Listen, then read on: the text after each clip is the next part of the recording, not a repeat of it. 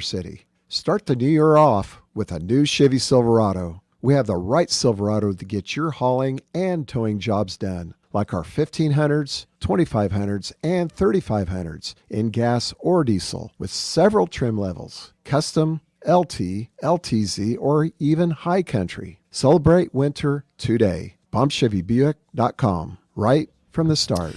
News time, 24 minutes after 7 o'clock on this Friday. Again, I'm Seth Lawrence with you folks today for this expanded local newscast.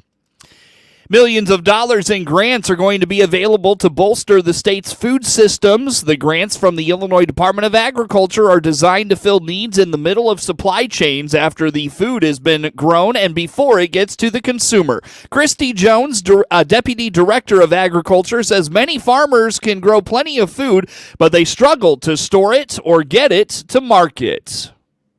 Statewide focus groups, we learned that there were an unbelievable amount of need in infrastructure, whether it's modernizing equipment, transportation. We heard so much about cold storage and that people really couldn't work in the local food space or grow the local food space until they had those infrastructure needs met. Grants could even be awarded to institutions like schools who need storage and equipment to begin cooking and preparing more locally grown food for students. The Illinois Farm Bureau has laid out its local government priorities for 2024. There's a new one this year, says Illinois Farm Bureau Associate Director of Local Government and Political Engagement, Ryan Whitehouse. The new one that we're adding is the Land Use Regulations and Authority, and that's maybe something we want to talk about, but that's we're really going to put an education campaign on with our county farm bureaus and our elected officials at county government, making sure that they understand what the land use regulations and what authorities they have when it comes to agriculture. What we're really talking about, the land use regulations and authority are, Jim, as our farmers may know, and I think you know, is really the state of Illinois regulates agriculture, and county governments don't have tons of authority when it comes to agriculture, and there are certain things they can do and certain things that they definitely cannot do. And we have some counties in 2023 we really experienced from the northern part of the state all the way down to the southern part of the state. We have some counties that are county governments that are requiring some permitting of and going through the process and making those permits making them pay for it for some agricultural uses. And from our interpretation and the long practices, that's not allowed in county government. Permits are required, but making them pay for it and the ability to deny them when it's an agricultural use is from our judgment is not legal. So we need to just go back. A lot of new elected officials across the state. I think a lot of it could be just misunderstanding of what agriculture is exempt from and compared to other businesses. So we'll be putting a lot of focus on that in 2024. The three other priorities include the Allies in Agriculture program, the Pro-Ag resolution push at the local county board level, and rural development. It appears another pro sports team in Chicago could be thinking about a move or a new stadium. A report in the Chicago Sun-Times says the White Sox are exploring building a large empty parcel south of Chicago on the Loop. Governor J.B. Pritzker says no matter if it's the Sox or Bears, he believes the public should not be funding construction or of stadiums. Well, nobody's made an ask yet, so having said that, I think you know my views about privately owned teams and whether the public should be paying for private facilities that'll be used by private businesses. Having said that, I mean, there are things that government does to support business all across the state, investing in infrastructure, making sure that we're supporting the success of business in Illinois. So, as with all of the other, whether it's sports teams or other private businesses, we'll be looking at whatever they may be suggesting or asking. The White Sox current stadium was publicly financed with a bill backed by then-Governor Jim Thompson. The stadium opened in 1991.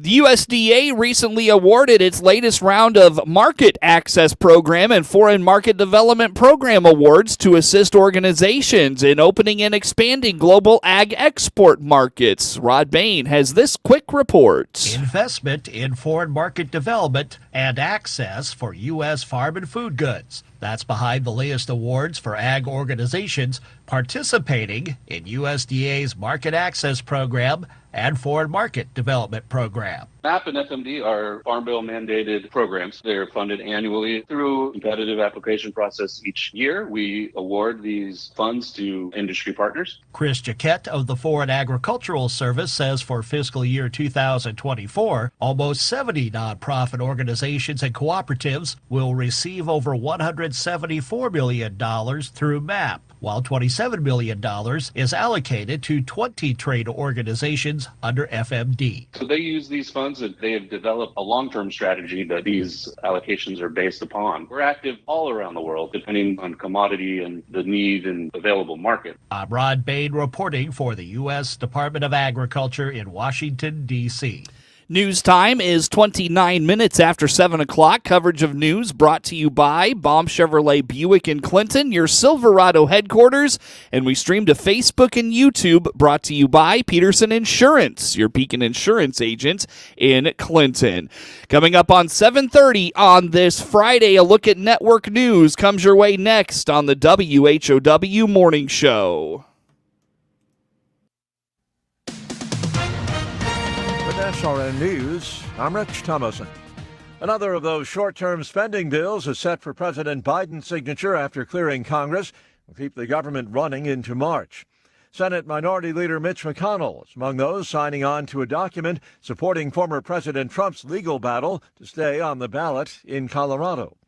Hunter Biden finally agrees to a closed-door deposition before two House committees as part of the impeachment inquiry targeting President Biden. The deposition set for February 28th. A challenging morning commute across parts of the Midwest and the East as a winter storm spread snow across a wide area. That snow will not stop today's March for Life in Washington, D.C., today's 51st annual March for Life, the second march since the Supreme Court overturned Roe v. Wade, sending the issue back to the states to decide. Now futures up 229. This is SRN News.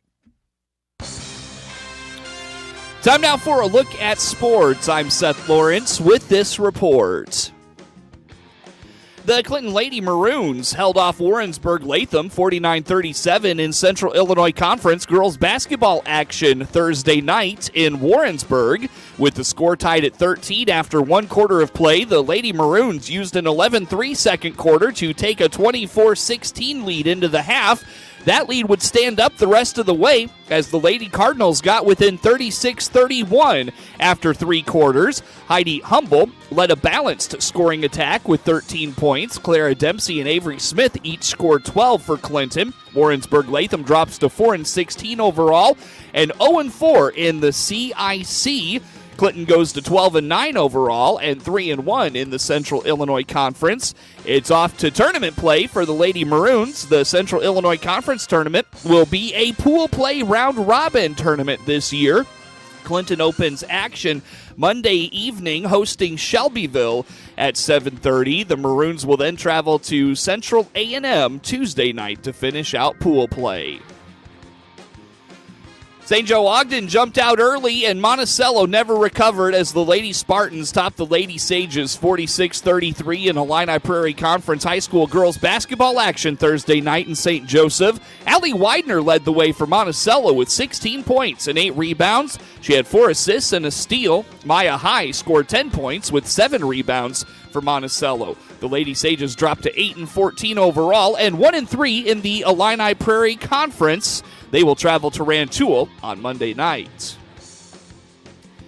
Coleman Hawkins scored 21 points to go with 10 rebounds as 14th-ranked Illinois beat Michigan 88-73 Thursday night. Quincy Guerrier had 16 points and 14 rebounds. Ty Rogers had 15 points. Marcus Damask also finished with 15 for the Fighting Illini, who go to 13-4 overall and move to 4-2 in the Big Ten. They trailed just once when Terrace Reed Jr. opened the scoring with a layup. He finished with 20 for the Wolverines, who go to 7-11 overall and 2-4 in the Big Ten. Olivier Nkamhoua added 16 points. Doug McDaniel had 14 for Michigan, which lost for the 6th time in its last 7 games. Hawkins, a 6'10 senior, doubled his average of 10.5 points per game. His performance is an indicator of his growing maturity, says Illini coach Brad Underwood. After Reed's opening basket, Illinois scored the next 11, but the Wolverines came back and got within 37-36 at the break. Michigan tied it at 38 in the second half, but the Illini went on a 17-2 run to put the game out of reach. Illinois led by 16 points for its 6th victory in its last 8 games. Illinois senior Terrence Shannon Jr. was suspended in December after being accused of rape in connection with an incident in Lawrence, Kansas last September, but appeared via video before a judge in Kansas on Thursday. He waived both a reading of the charges against him and an explanation of potential penalties. Shannon, Illinois' leading scorer before his suspension, is scheduled to appear at a preliminary hearing in Lawrence on February 23rd. The Illini extended their winning streak against the Wolverines to 7 in a row, including 4 in a row in Ann Arbor. They'll host Rutgers on Sunday. The San Francisco 49ers had plenty of success going up against the Green Bay Packers in the playoffs when Aaron Rodgers was running the show. The Niners knocked Rodgers and the Packers out of the playoffs 4 times, including twice in the previous 4 seasons. While first-year starter Jordan Love lacks the pedigree of the 4-time MVP, his performance in the last half of the season has caught the attention of the 12-5 Niners heading into their divisional round game against the 10-8 Packers Saturday night. After a shaky start to his first season as starter, Love has played at a high level the last 2 months. He's thrown 21 touchdown passes with 1 interception in the past 9 games and is coming off one of the best playoff debuts ever. He went 16 for 21 for 272 yards, 3 touchdowns, and no picks in a 48-32 win over the Cowboys in Dallas on Sunday. With Love playing as well as he has and a group of young pass catchers emerging as big threats, the Packers once again look like a top offensive team after taking a step back in Rodgers' last season in Green Bay in 2022. The 49ers see a similar look to those high-powered offenses they faced early in LaFleur's tenure, but see more of the coach's influence on the scheme now that he has a young quarterback he can mold. After losing in the NFC title game the past 2 seasons, the 49ers came into 2023 looking to get over that hump and back to the Super Bowl. But first, they had to get through the regular season, which they did with 12 wins and a first-round bye. Now the focus can really turn to getting rid of the bad taste from those season-ending losses. Green Bay's Aaron Jones has rushed for more than 110 yards in each of his past 4 games. He ran for 118 yards and 3 touchdowns in the Packers' victory over the Cowboys. It's worth noting that Jones has rushed for more than 100 yards every time he's faced the Cowboys in his career. He's never rushed for 100 yards in 6 previous meetings, though, with San Francisco, although he had 9 catches for 129 yards and 12 carries for 41 yards in the Packers' 2021 divisional playoff loss to San Francisco. Love has thrown 21 touchdown passes with only 1 interception in his last 9 games and seems as if a different receiver emerges as his favorite target each week. The Packers have produced a different 100-yard receiver in each of their past 3 games. Romeo Doubs had 6 catches for 151 yards against the Cowboys. Jaden Reed did not catch a single pass against Dallas, but had 4 receptions for 112 yards when the Packers closed out the regular season with a 17-9 victory over the Bears. And a week earlier, Bo Melton had 6 passes caught for 105 yards in a 33-10 win over Minnesota.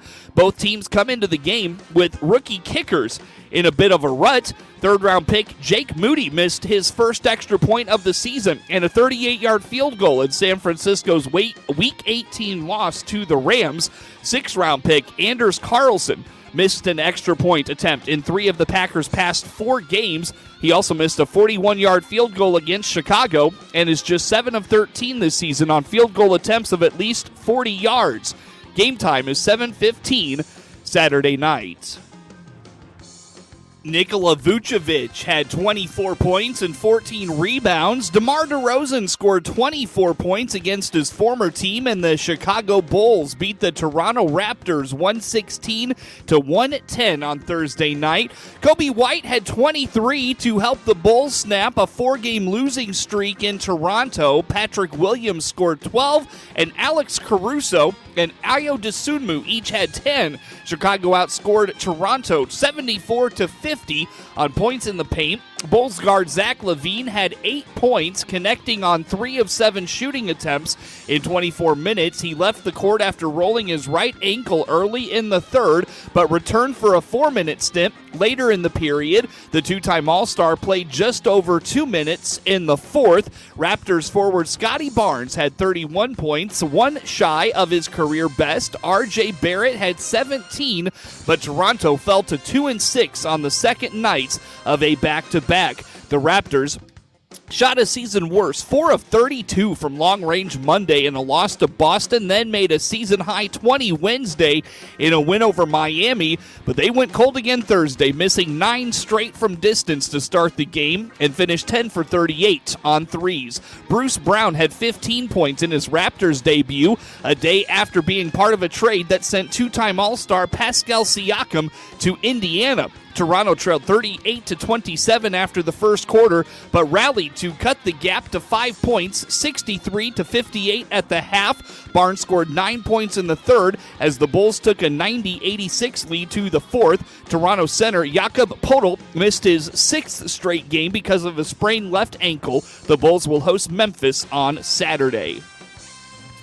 The Chicago White Sox are in serious discussions with the owner of a plot of land on the city's South Loop about building a new ballpark a few miles north of their longtime home at Guaranteed Rate Field, the Chicago Sun-Times reports. The Times, citing sources familiar with the talks, reported Wednesday night the team and developer Related Midwest were discussing building a baseball-only stadium on an undeveloped 62-acre parcel close to downtown known as the 78. The site at Roosevelt Road and Clark Street was one of several considered for a casino now planned for a different area of the city. There is nearby highway access as well as an L station serving several lines. The White Sox and Mayor Brandon Johnson issued a statement saying they are working together to keep the team in Chicago, though there were no mentions of a stadium. The White Sox have called Guaranteed Rate Field on the south side their home since the ballpark opened in 1991.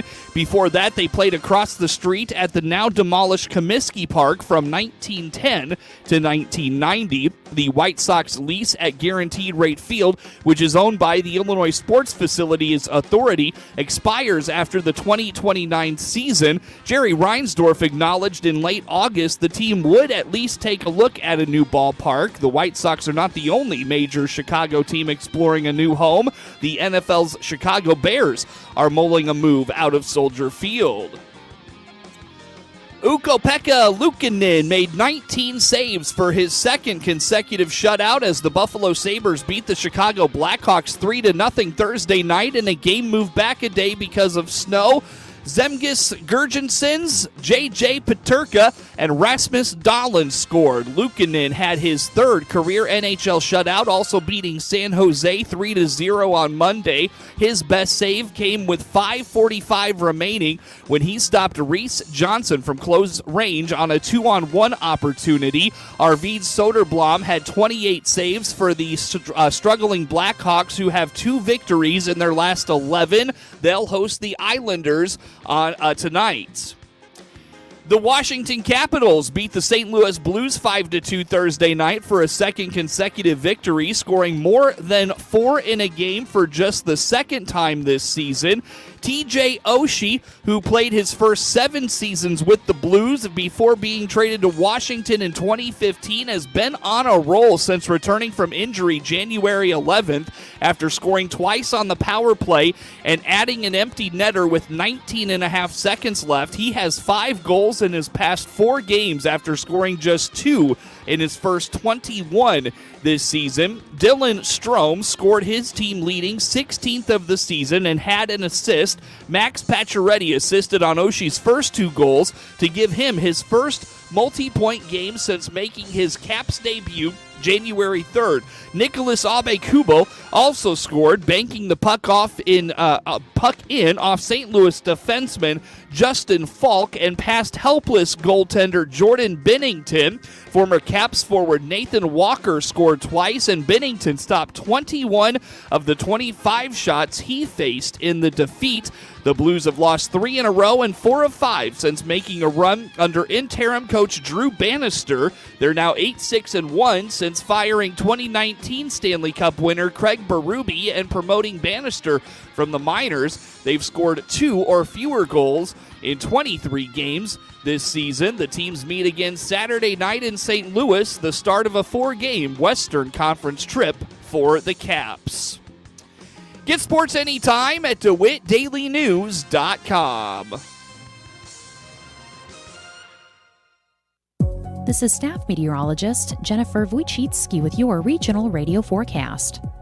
A wind chill advisory begins at 6 p.m. tonight and continues until noon tomorrow. Cloudy skies with a few peaks of sun.